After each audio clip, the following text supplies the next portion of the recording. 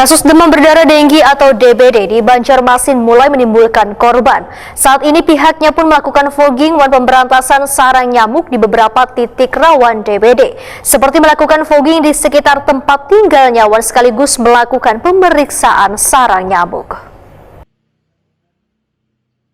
Kasus demam berdarah denggi di Banjarmasin mulai menimbulkan korban, di mana pasien yang meninggal dunia ini merupakan seorang kekanakan yang diketahui juga seorang siswa Sekolah Dasar Negeri Telaga Biru 7 Banjarmasin, Jalan Stoya S Komplek Wildan, Banjarmasin Barat.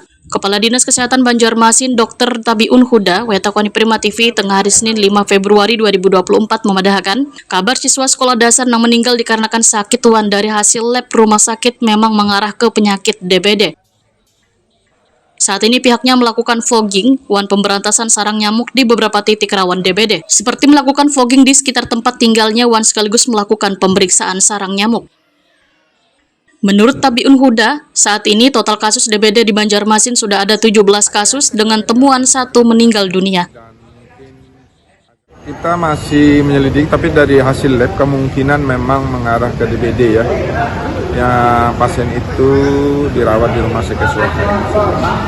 Tapi kita memastikan bahwa itu memang DBD. Tapi kalau dari hasil lab sudah mengarah ke DBD, kemungkinan penyebab kematian.